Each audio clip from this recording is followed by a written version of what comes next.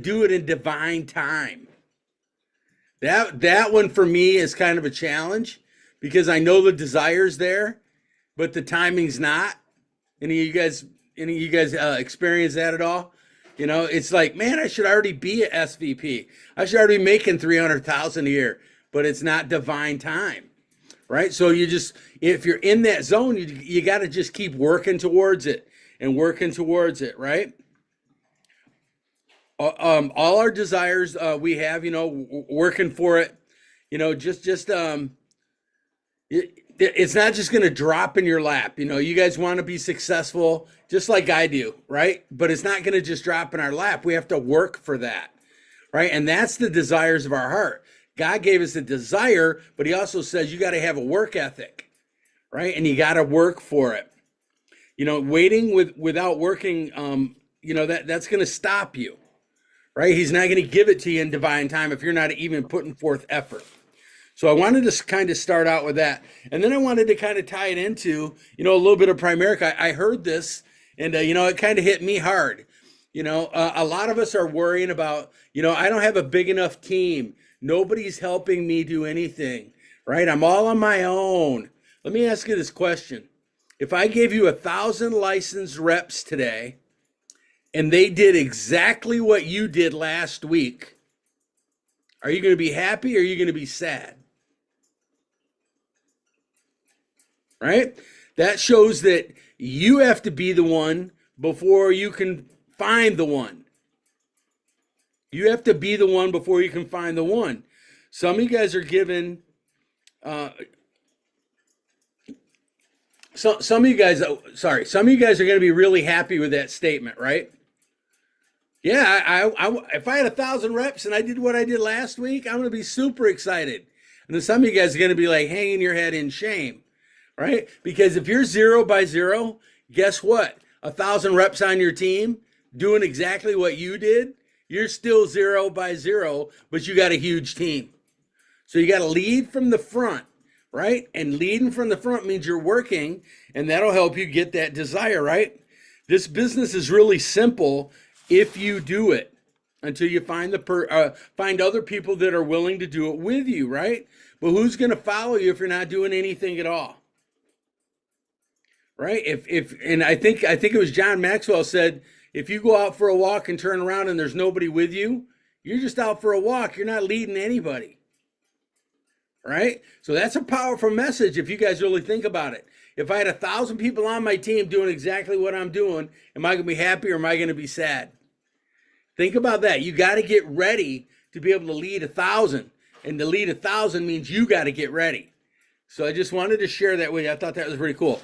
You guys, the other thing, I don't know if you've ever heard of this before, but in the Latino community, there's a thing called a quinceanera. I think I'm saying that right. I'm not sure, but it's like the rites of passage for a 15-year-old girl, to become an adult. So I got invited Devin and I got invited to a quinceanera. I can't even say it. Miguel, you might have to help me out with that, man. A quinceanera for a 15-year-old daughter of one of my reps. Right? Am I saying it right, Miguel? You got it. Okay, thank you, man. So I always fall back to Miguel when it's a Latino or Hispanic kind of culture thing, man.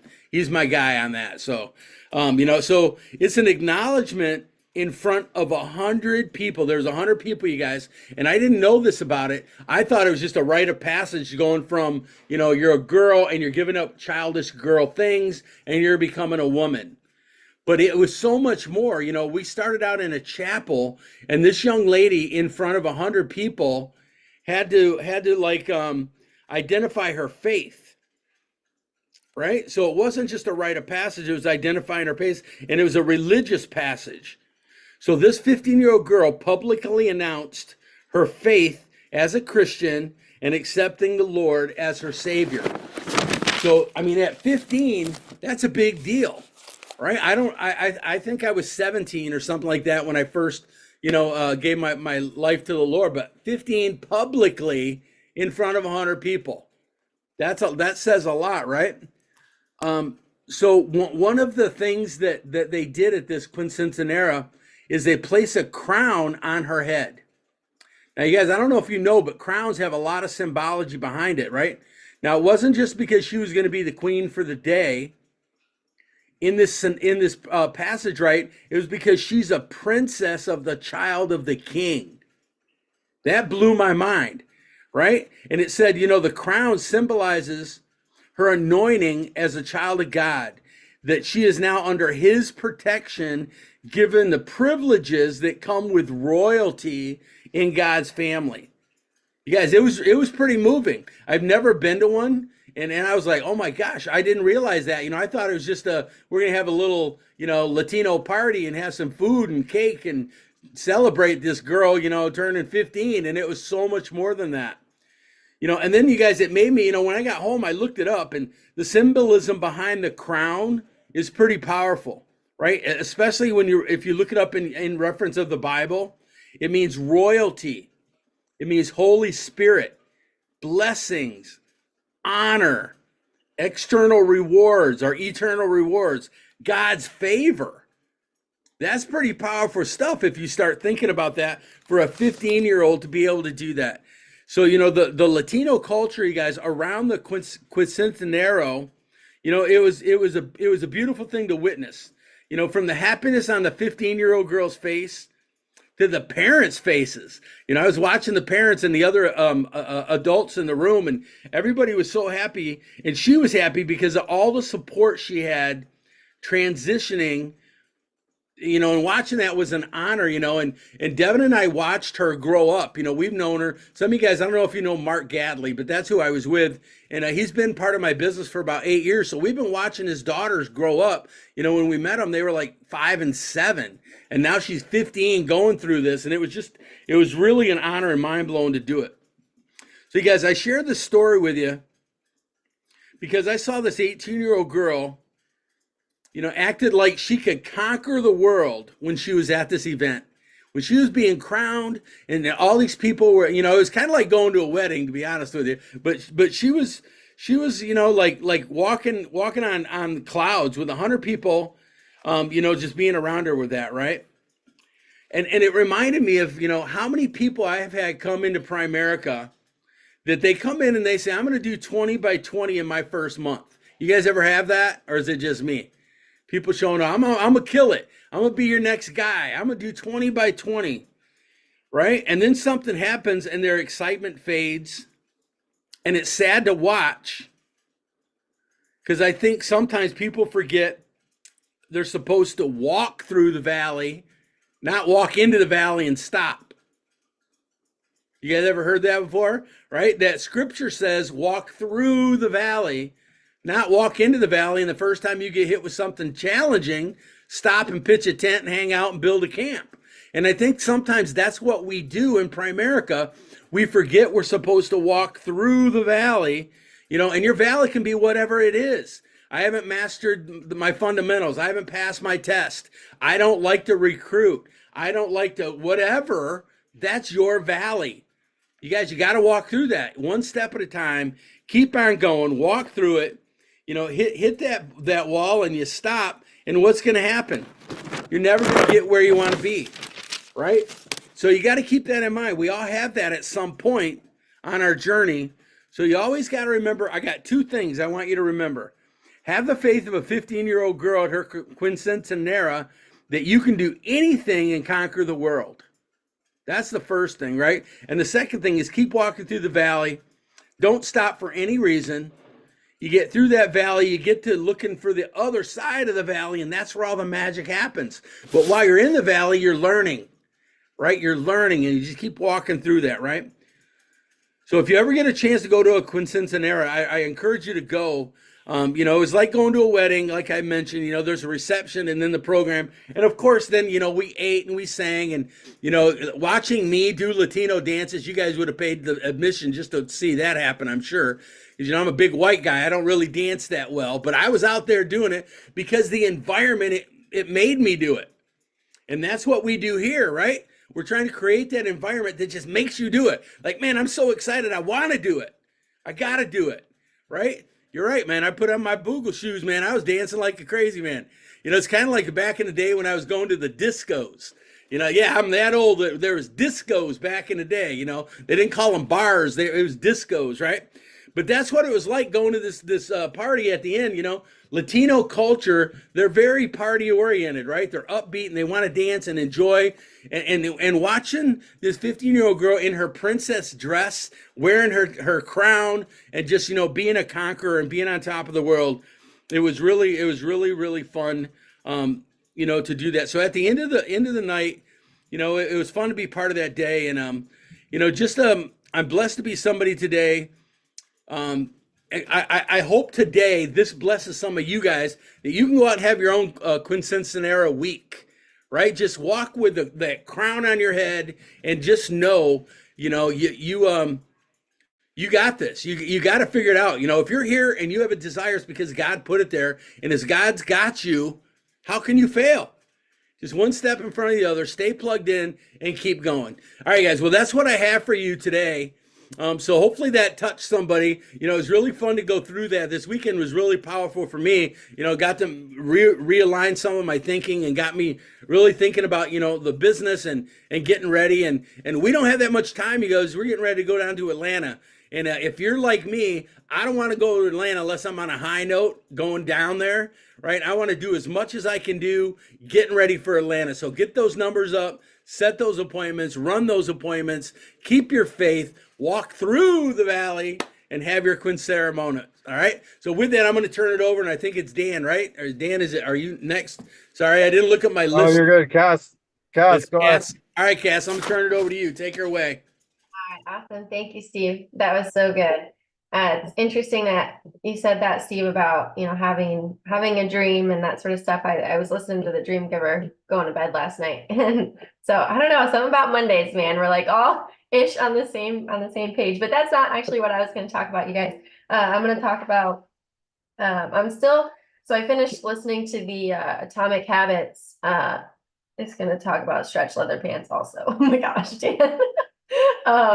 So I finished listening to Atomic Habits, the book, and he has like a ton of workbooks and different things on his website that you can go to and download and actually like use and fill out. So there's a 30 Days to Better Habits workbook.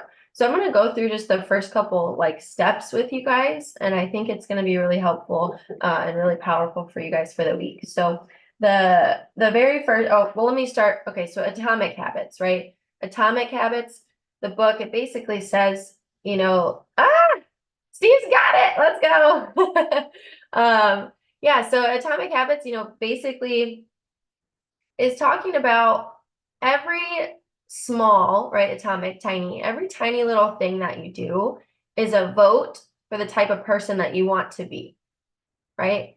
And so it's all about changing little tiny habits, but not in a hard way. Like the way that he explains how to do it makes it really simple and easy.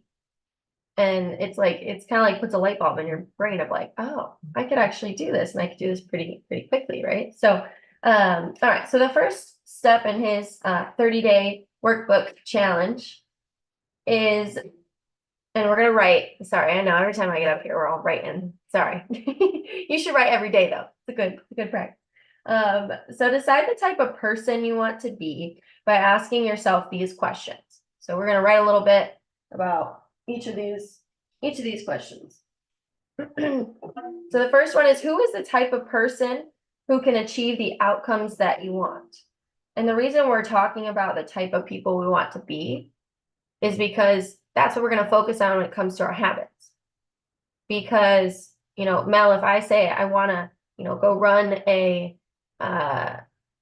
marathon, right? If I'm like, I want to go run a marathon, but I don't talk about and feel that I want to become a runner, going and running a marathon is going to be very hard. But if I want to change my whole identity and I want to become a runner, because people who run marathons, people who are runners also, you know, get this and this and this in their life or whatever, it's going to be much easier to start those habits, because we are like subconsciously, we draw ourselves to the things that prove our identity, essentially, right? And that's just kind of like an unconscious, subconscious thing. So who's the type of person who can achieve the outcomes that you want? Kind of need to know what outcomes you want too, right? but think of just kind of big picture in your life, right? Maybe it's $1 million earner in Primerica. So who is the type of person that can achieve that outcome? Maybe it's to have a big farm and do just homesteading or something, right? What type of person would you be to achieve that outcome, right? So just kind of pick your biggest desire, your kind of overarching thing, and figure out who the type of person is that would achieve the outcomes that you want. So we'll give you like 2 minutes.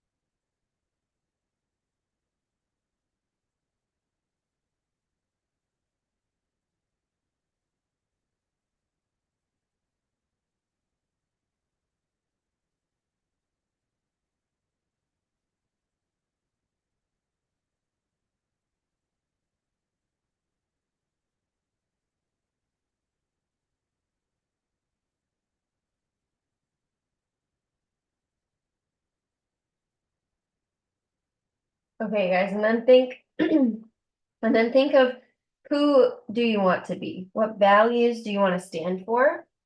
What principles are important to you? What values do you stand for? What principles are important to you?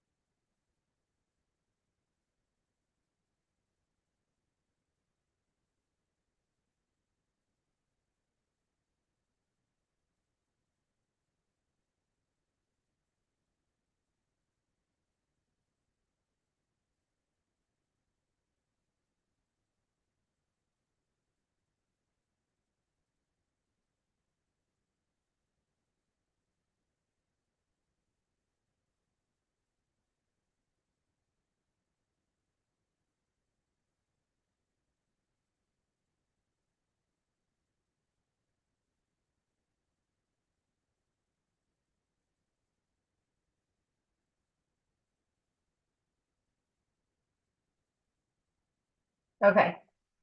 Okay, now we're going to figure out one habit that casts a small vote for becoming that type of person. Just one. One habit that aligns with that type of person, with your ideal future self, one habit that aligns with that person. Doesn't have to be a big habit, just one One small habit.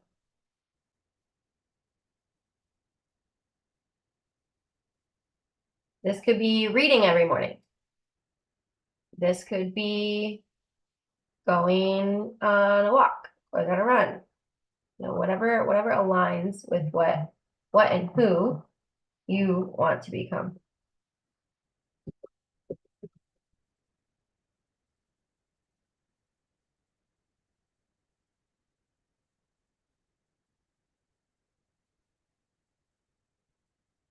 Again, once you have your habit, hopefully everybody's got one. Again, you can pick one now and then you can change it later if you want to, but just one little habit. So now we're gonna write this phrase with your little habit, okay? So I'm the type of person who, fill in your desired identity. So I'm the type of person who blank.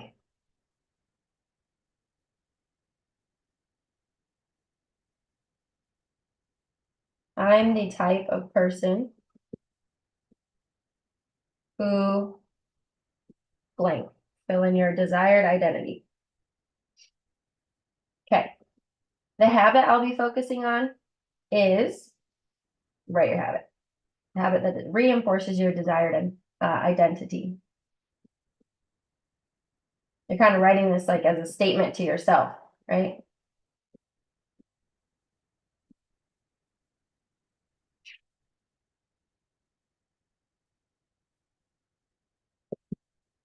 Okay, so we've written our habit to ourselves. Now we need to determine a scaled down 2-minute version of the habit that we chose.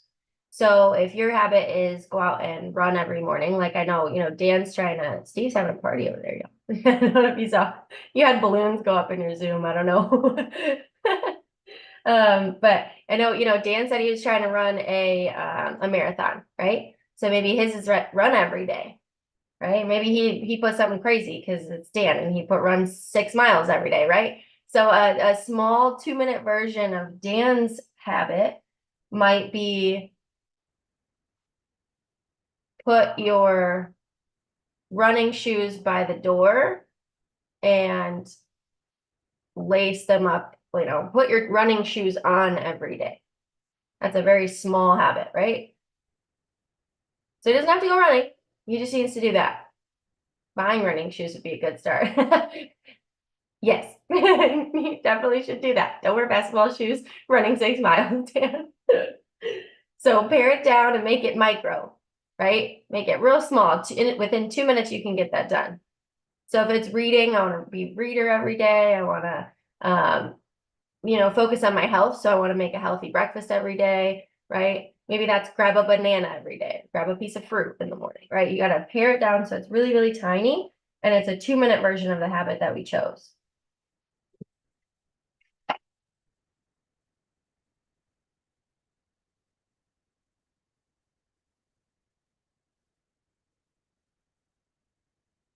So the 2-minute rule states that when you start a new habit, it should take less than 2 minutes to do. The idea is to make your habit as easy as possible to start. The 2-minute rule helps counterbalance our tendency to bite off more than we can chew. You guys ever said that you're gonna go to the gym every day or 3 times a week, or I'm gonna start, XYZ, and then you do it 1 day or 2 days, drum, and we just stop, right? Like, oh, well, that's too hard, and then you quit, and then whatever, right? So it's so much more important, you guys, to be consistent. And I actually have been learning this myself with kind of my morning routine through, that book, The Miracle Morning. I really have taken what he does in his morning to heart, and I use his savers, and I write, I do affirmations, I visualize, I exercise, I read, and I write. Write and then meditate, sorry. So I do all of those things in the morning. And what I like to do is 10 minutes of each of those, right? So that's an hour. And then sometimes if I haven't gotten up early enough to do that, I'll just forget it. I just won't do it. And that's not good. I was consistency is much better. So instead, if I don't have much time, I'm just going to do a minute of each one. That's it.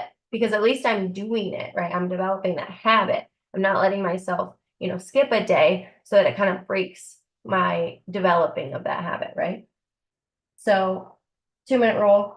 So write down, my 2-minute version of my habit is, and then your scaled down version of your habit from lesson 1.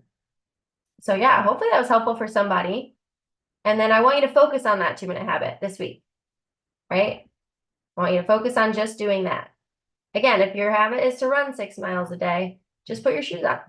You don't have to go running. You just put the shoes on. Like, it's okay if you don't go running. Really, really, really is. Because you're just developing little habits that are going to lead into the next one. Okay, so I want to, if anybody, we have a couple minutes left, so if anybody kind of had any like revelations or would like to share or has a cool habit that they think maybe would help other people, if anybody would like to share, please be my guest. If not, I'll turn it over to Dan or Steve. I think it's, or Jerome, I think. Jerome. All right. Well, hopefully that was helpful. I will kick it over to Jerome. Yo, what is up, everybody? Good morning, good morning, good morning. Hey, great job, Cass. Listen, it's easy to partake in your habits when your desire and the passion and the fire is there. But the thing about habits is when you get them down, when that passion, desire, and the motivation wears off, that's when your habits are supposed to kick in, right? That's when your habits are supposed to kick in. If you ever caught yourself like for example, yesterday, Father's Day was a great example. Like, kind of more of a chill day, relaxed day for dads, but I was trying to get my stuff done, right? And the reason for that is because it's just habit now. It's just so ingrained in me to, hey, I need to get my 3 new appointments set. I need to contact the team. I need to send out my messages. Those habits are so ingrained in me that, even when I'm almost on autopilot with it. Even when I'm not trying to do it, I try to do it, right? I try to do it. So I thought that was really good. And then I didn't get too many notes from Steve because I'm trying to beat him. So I didn't really pay attention. No, this message. Good stuff, Steve. I hope us chop Steve. I hope us Steve's chops every time I get the opportunity on here. It's going to be good. We're having a lot of fun, man. You got to have some fun. Hey, put in the chat, what are you reading right now? I'm gonna give you guys some takeaways from the new book that I just picked up. Actually, I've read it. This will be my 3rd time reading it, I believe. It's John C. Maxwell, How Successful People Think.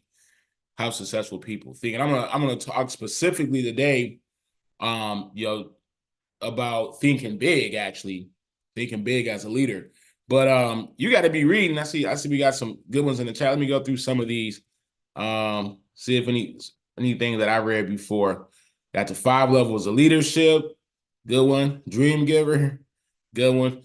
Calvin said his Series 63. Calvin, you can you can reach another than that Series 63, brother. I'm working on a 26 and a variable annuity license right now. Just a little bust of your chops there. Don't mix up that's self-development and studying. Byproduct, that's a good one. Miguel. Right? Thoughts become beliefs, beliefs become actions, actions become results. T-bar and byproduct, that's a good one. Right? Starting atomic habits, that's a good one. How to set a KT. Oh, dang. Dan just went hard on you in the chat, Calvin. Don't read the chat. We love you, Calvin. Man, Calvin's going to be RVP when we done with him. That's so good. I'm dying.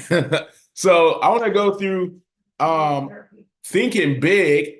And the reason this section caught my attention in the book is because I guarantee when the speakers come to you, and I've mentioned this before, when we bring anything to you, it's something that we're working on. I've been constantly working on. I'm getting better. I'm a lot better than I used to be.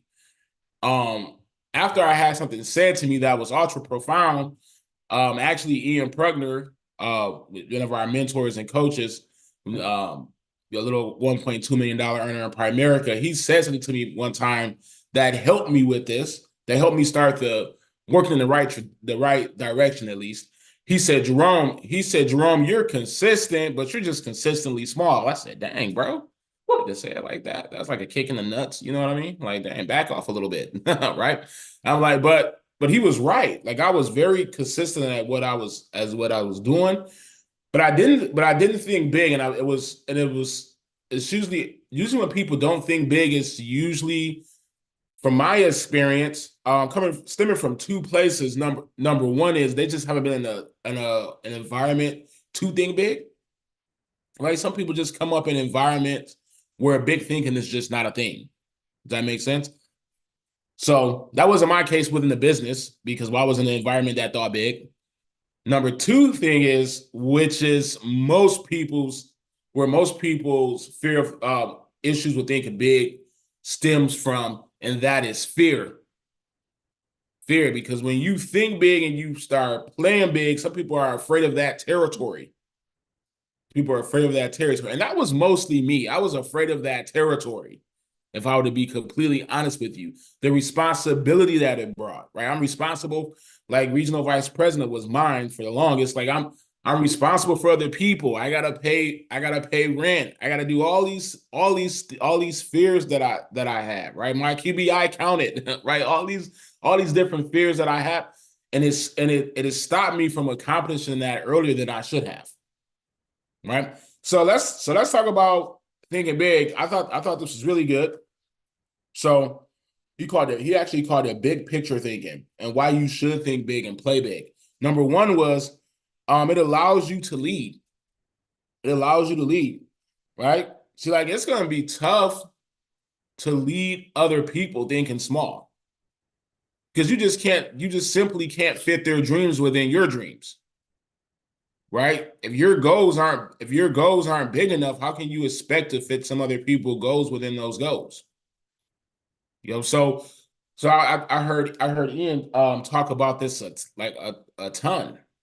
You know, we're like, hey, if your goal is only to make, 50 grand here, well, if you got a person that has a goal of making $250,000, how can you fit that person into your goals? How can you lead that person? Right? You can lead that person. Now, hopefully, if that is you and you have a person like that, one or two things has to happen. You need to be able to expand your vision quickly, start thinking bigger quickly, or direct them to the person that can help them. Don't hold them up because you're not ready for that yet. Right? I had this happen with Cass, right? Cass came in and Cass was talking some stuff that was just over my head at the time. I'm like, this chick wild, right? I'm like, but what I did was I directed her to somebody and you remember this, Cass? I directed her to somebody that could help her with that. Right? Because her thinking at the time was outside of my thinking. Right? And I directed her to the right person. Right? Most people, their ego gets in the way. Right. And I had to have some help with this, but I had to direct her to the right people that could help her. So that's number one, right? It allows you to lead other people.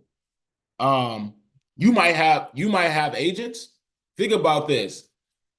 If you're thinking small, you're not thinking big enough. You might have agents that you're actually not leading. You just have agents. Right? You just have agents. See, I don't want to just have agents. I want to have agents that I lead. Two different things. Number two, big picture thinking keeps you on target. Big picture thinking keeps you on target. See, when you have smaller goals, they're not written down, you're not serious about them, they're a little bit easier to blow off. Right, they're a little bit easier to kind of put to the side and not really think about. But when you have big goals, big dreams, they actually help you line up those smaller goals within the big goal even better. Right, within the big goal even better. It actually makes the big goal more obtainable. More obtainable. See, if you're trying to eat an elephant, you need to eat that sucker a bite at a time. You're not about to, you probably won't do it all in one day either, right? Unless you're Dan. Dan looks like you eat a lot, right? You probably won't do it all in one day either, right? But so you're gonna break it down and bite by bite, and it probably is gonna be over a period of time, right? So the big goal is, hey, I want to eat the elephant, but right, and I know I want to eat that elephant, However, I know I can't do it all in one sitting. So now I put together some goals, get some, what Cassie was talking about, some habits in place to knock out that bigger goal. Right? So when you have smaller goals, you're not serious about them, they're not in front of you, you don't write them down. Right? It doesn't help you focus. When you got a bigger goal, right now, you got a bigger goal, you're writing it down every day, you're seeing it every day, and you're serious about it. That helps you focus, line those smaller goals up. Number three, big picture thinking allows you to see what others see. It allows you to see what others see. See, sometimes we have to get perspective. I talk about Cass a lot because Cass kind of stretched my vision. Obviously, there's a first regional vice president we promoted, but Cass kind of stretched my vision. And when you have big picture thinking, you have a goal and a destination you want to reach. And sometimes reaching that goal and destination does not look the way you think it should look. Right? Most of the times it won't be the way you think it should look. Right? And the reason I'm using Cass is because obviously we wanted to promote some different, some regional vice presidents. And I always thought it would be just through the system that I created. And yeah and no. Like Cass came to me with some things that she wanted to do a little bit differently. And I had to change up my perspective and kind of remember that there's more than one way to do Primerica. Right? Now there are some underlying fundamentals and things that you have to do. Right? But some people get to those things in a different manner. Right? Some people get to those things in a different manner. So like, so Cass was a lot different getting to RVP than it looked like for me. But my goal as the leader was I talk about this concept all the time. If you got little kids, post in the chat that you got little kids, like little tiny kids, right? When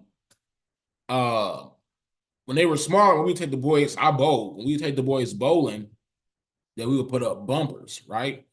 And the bumpers will guarantee that they hit pins. Now, if you didn't hit pins with bumpers up in bowling, you really sucked. Like if you managed to miss the pins with the bumper up, that was wild. Like, gosh, like you probably shouldn't bowl, little Jimmy. Do something else. Like you like, dang, bro, got the bumpers up and still did not hit one pin.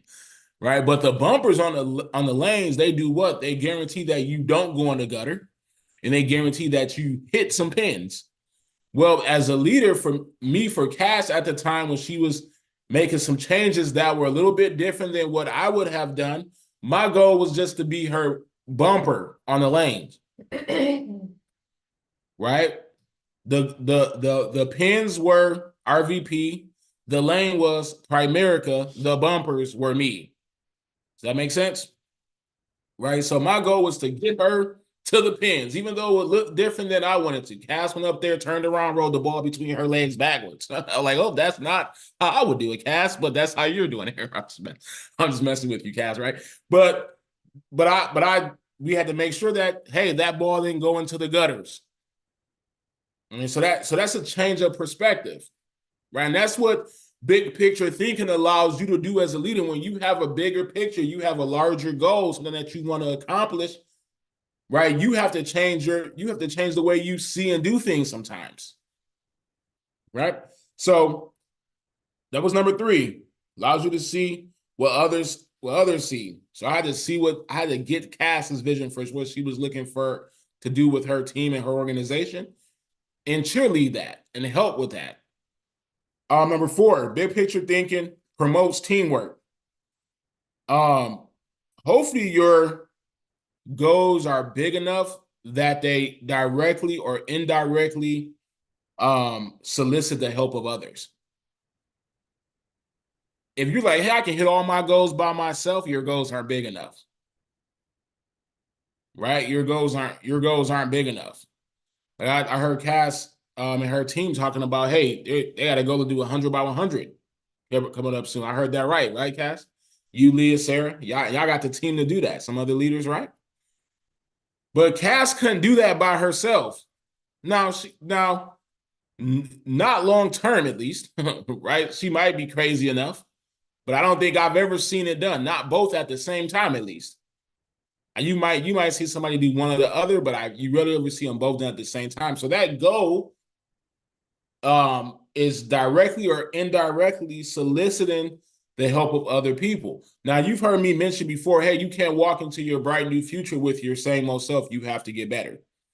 That is true, but in Primerica, the bright new future that you have is requesting the help of other people. So you also can't walk into that bright new future by yourself, right? You're gonna need some help from other people, right? So that having that big goal is going to require teamwork. It's going to require teamwork, and not just teamwork from your downlines, but teamwork with your uplines, teamwork with your sidelines. Like your upline is going to be there helping you, coach and helping you along the way.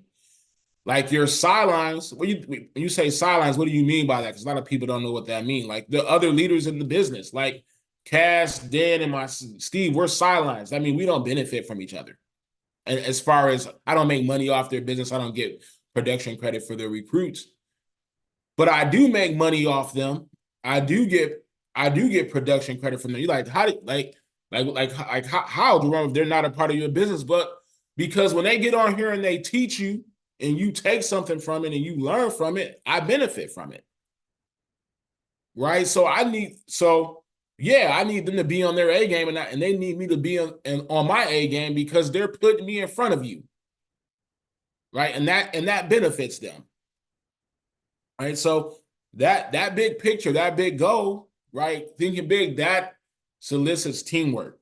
Number five, big picture thinking keeps you from being caught up in the mundane. Let's be honest.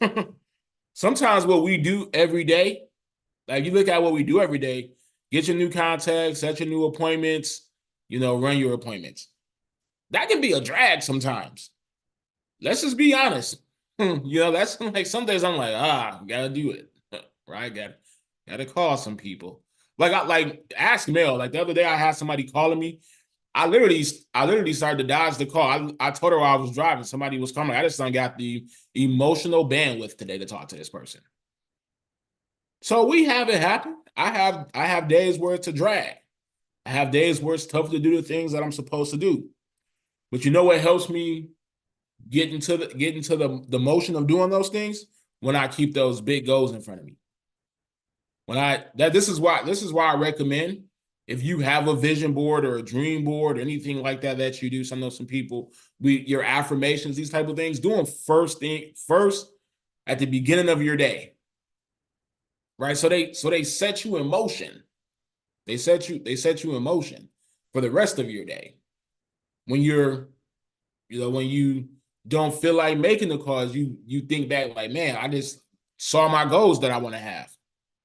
Right? When you have that teammate call you that is the negative Nancy, and all they do is bitch, moan, and complain about everything. You have you get connected to the Wi-Fi in some area and get your bandwidth to be able to deal with them, right? Like when you have big goals and you got something you want to accomplish. Oh, I'm sorry, I'm swearing we got little ones on. Sorry, Dana. No. Forgive me. Right? Lord have mercy. Right? You get what I'm saying. I don't keep going. I feel bad. I'm cussing little kids on the Zoom. Goodness gracious. Number 6. Let me get off of here. Let me get myself off of here. Number 6. Big picture thinking helps you to chart uncharted territory. This is the last one, by the way. Helps you chart uncharted territory.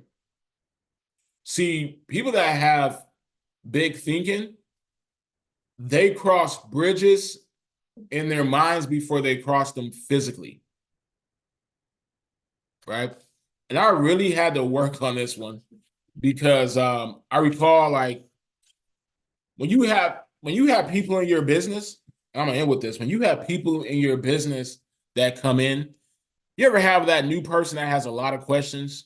And it's like, dude, you're not even freaking licensed yet. Why are you asking me this question? They're like, so which one was harder, the 26 or the 65? Like, bro, hey, I don't got either one of those yet. B, you ain't even life licensed. Why are we talking about this? And it's easy to think that, but what this section helped me understand was you might have a person that's just thinking bigger than you. They're just that much further ahead in their thought process. Nothing, and there's nothing wrong with that. Nothing wrong. Now you have to as you go as a leader, develop some discernment. Like, hey, this person is just blowing smoke, right? You'll be able to figure that you'll be able to figure that out over time. But you also need to identify the people that are like Cass. I use Cass a lot because Cass was this person for me. I've had some other people like this, but most of them was blowing smoke. That's why you don't see them here. But so Cass will ask me these questions. I'm like, man, this chick ain't even did, like, hey, let's and I never said it out loud, but in my head I was like, but what I found out later was, well, there are some people that are actually thinking big and they're actually looking to accomplish everything that they're asking you. Right? You have people, they ask questions for two reasons. Number one is they ask questions to figure out how they can get out of something or to look good. Right? Oh, that's, for example, like the background check. Oh, it's $99 to get a license. Right? That question is like to figure out how they can get out of something, like why they have to do it, etc. Right? Oh, it's only $99 to get those licenses? Same question, but a different question. Right? That person is like, that's it. Right? So when you have a person in your business, they start asking these type of questions. A lot of times they're probably just doing it because they're looking to get to the next level. So hopefully those 6 were helpful. Dan, it's on you, bro. I'm done. All right, what's up, guys? Hey, happy Monday. I'm excited to hang out with you all. I'm going to be pretty quick this morning, but I want to give you guys a practical thing that you can do to kind of rate yourself and just your quote unquote work-life balance, right? Anybody ever heard that phrase before? Work-life balance. Everybody wants to have a good balance. But the reality is, guys, anything done that is substantial, anything done worth doing, in my opinion, is going to require you to be unbalanced for a season, but it doesn't mean that you lose the ability to do all of the things, right? I'm gonna walk you through what I'm talking about really fast. So, for those of you that did not know, Jerome and myself and Cass, honestly, all kind of came out of that same hierarchy with Ian. And Ian in his book, it's funny you guys mentioned his book. He talked about the 5 F's all the time, right? Like Stevie talks about his 5 F's all the time. So I'm going to give you guys the 5 F's. I'm going to give you a little exercise and we're going to do the docs and we'll be out of here. It'll be a quick call. We'll be done no later than 10, I promise. So the 5 F's are faith. You guys should write these down. So faith, family, fitness, finances, and your future self. Okay, so write those down on a piece of paper. I'm gonna have you guys like grade yourself here real quick. So in your faith, on a scale of 1 to 10, 1 being like absolutely terrible, I have 0 faith mechanisms at all. I'm just like throwing crap against the wall. I don't believe in any sort of God or higher power, anything like that at all. And you have like little to no like spiritual life at all. That would be a 1. And 10 being like I'm very in tune with God and what I believe. I know what that is. I'm not saying it has to be one specific thing. You don't have to believe necessarily what I believe, but a scale of 1 to 10, 1 being not at all, 10 being like locked in, you're good, you know for sure what you believe, how you believe, why you believe that. Rate yourself 1 to 10. And then give me a little thumbs up in your Zoom box when you're done, if you would. That'd be great. All right, we're going to move on to the next one. So the second thing, so you have faith and you have your family. So family is number 2. So some of you may have kids and a spouse, some of you may not, and that's fine. But like your family is like the people you're living with, roommate, that type of thing. Okay, so if maybe it's not your physical or your like blood family, this might be people that you're living with or whatever. But what is your family life, your home life like? Okay, 1 being it's terrible. I can't walk outside of my bathroom or my bedroom without getting screamed at and the crap thrown at me, and my life sucks and everything's terrible at home. And for some people, it's the reality sometimes. That's why I'm saying it, right? But it's a 1. For other people, it's awesome. Like you guys live, it's like you're always singing Kumbaya around the campfire in your living room. And Steve, it's 10 because you have a campfire in your living room, right? And so if that is you, just rate yourself, right? Some of you guys are going to be somewhere in the middle, and that's fine. So actually most of you probably will be somewhere in the middle, probably between, like, I know a lot of you fairly well, so probably between like a 5 and a 9 for most of you all. So where are you at in your family life? Right? So you have your faith, your family, your fitness. I'm a little bit out of order, I think, but that's fine. They're all, I'm gonna hit all of them, so it don't matter. So your fitness. All right, 1, I'm 700 pounds. I have 47 medical conditions, all of which are self-induced because I don't take care of myself. Right? I'm prescribed every medication under the sun, and I have not walked anywhere ever. You just go to the bathroom where you sit. I'm over exaggerating things, right? But you are not healthy. You all know those people. Okay, some of y'all know these people, right? So I don't believe that's any of you on this call. That's why I can over exaggerate that a little bit. The other side of that is, hey, I hit the gym pretty much every day. I'm active. I get, 7 to 10,000 steps there. I'm not saying you're Arnold Schwarzenegger bodybuilder, like eating only broccoli and chicken all day long, but are you like relatively healthy, right? Like, do you drink water? Do you take care of yourself? So rate yourself on a scale of 1 to 10 on that. And then your finances. Okay, so finances, are your bills paid? Are your bills paid? Are you saving? Are you investing? Notice I didn't say, are you making $30,000 a month? Right? That's not what I'm talking about here. Are you making enough money to pay your bills, take care of the things that you need to take care of, and invest the money that you need to invest to be able to retire, and then put a little bit away as a cushion? And are you doing that? Some of you are making that much money, but you are not doing that. Okay, so that would not be a 10. Well, you're making 10 grand, but you're spending 11. That's a 1. Okay, you're making 11, but you're spending 4. I'd say that's a 10. Right? So just be honest with yourself here and rate yourself on a scale of 1 to 10. Okay? And then the last thing is your future self. How would you rate your future self, your development? How crystal clear, Steve, are you on where you're going to be?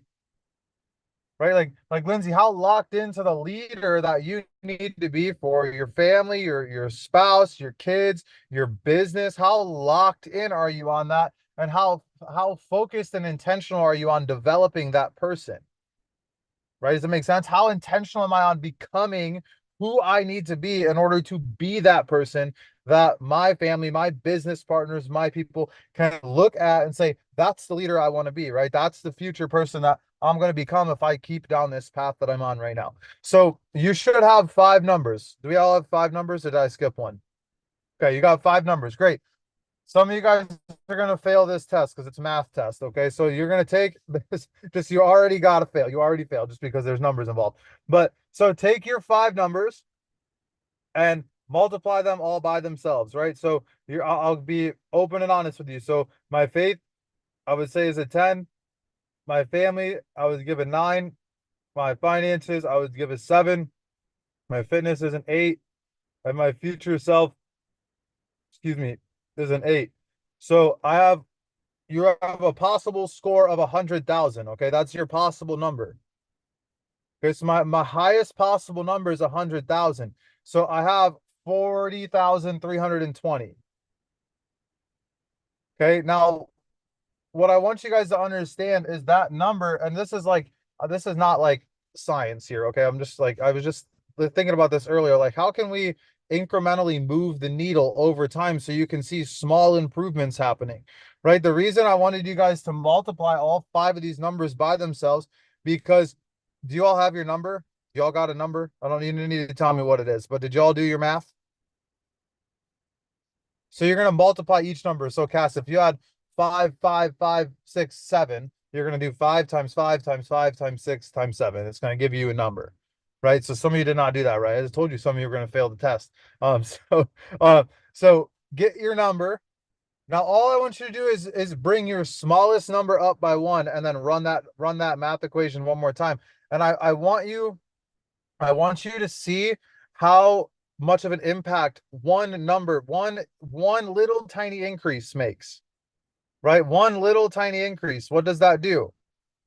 Right? It's gonna increase your overall number. And so the reason I wanted to do this for you, and guys, this is not like the scientific method, like this is not like PEMDAS or sine and cosine and all the crap that you were told you were going to use 1,000 times in school that you've never used. It's not that, right? But what this is a way for you to really self-evaluate and see that you're growing. Right? If you have just a possible score of 100,000, right? And every couple days you rate yourself on how you're feeling in the morning or at night, whatever. When you are able to give yourself an honest feedback on how you are doing, you're going to see this number fluctuate a little bit. But the goal is that just like your investment accounts, it's largely up and to the right. Right? That you see it grow, that you see you get closer and closer to 100,000 over time, and you continue to grow. So that's all I got for you all in terms of like that little math problem there. I want you guys between now and next week, I want you to do everything in your power to raise that number. So Calvin, the number one way that I would work on that is I'd find my lowest number and I'd get really intentional on bringing that number up 1 or 2. Right, so hey, maybe your faith is down a little bit. Man, pick up your Bible, pray a little bit. Right, and just watch that number come. Hey, my family life sucks. Cool, take your spouse on a date. Right, take your kids to get ice cream. Like, do something. Your fitness is down. Go for a walk every morning before this call. Go for a walk on this call. I don't care. I'd rather you be taking notes, but if this is the only time you got to be active and it's like, I'm either going to sit here and not be fit or I'm going to go for a walk while I'm on the call. Go for a walk on the call. That's fine. Right. So anyway, guys, that's all I got for you. We're going to hit the docs really quick. Part-time. Oh, by the way, wait, real quick. Everybody, I'm going to spotlight. This person does not know this is happening right now. Everybody give Lindsay a shout out in the Zoom chat real quick. It's her first day on the part-timers call. I almost forgot about that. But I texted her this morning, invited her to jump on, guys. She works in a school. So she's on Dana's team. And she's fired up. She's excited. She's got some experience building teams and businesses. And so she's ready to rock and roll. Lindsay, we're really excited for you. So guys, everybody give it up for her in the chat real fast. All right. So what we're going to do next, guys, if you are part-time, go to the Telegram, tell everybody, what are you setting today? What are you closing? Full-timers. We're going to go ahead and hit the docs really fast, and then we will be out of here for today. Let's see. Did everybody update? That's the question of the day. Yes. All right. Good job, guys. All right. So let's see here. All right. So what are you closing today? Where will you be tomorrow? That's all I want to know. What are you closing today? Where will you be tomorrow? I have 6 recruits and 2 KTs today. And I'll get back to 55 actually. Calvin, 21. What do you got today? We got 12 falling off today. We'll be above 30 tomorrow. All right. Great job. Miguel. Yeah, a 1 by 1,000 today, and I'm maintaining 20. All right, Jerome, 15.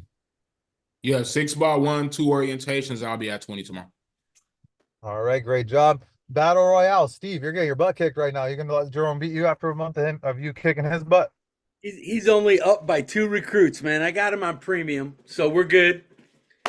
We're fighting it out. That's all good, man. But I do have a recruiting appointment today. I'm going to try and close that gap, and I'll be at 15. All right, sounds good. Karen, 10. I have 5 recruits and 2 carrybacks. All right, and Cass, 8. Got 1 by 3 today, and I'll get 10 by tomorrow. And Leah. Leah, I saw you. Are you here? Did you get abducted by aliens? No? All right, guys. Have an amazing day. We'll see you all tomorrow.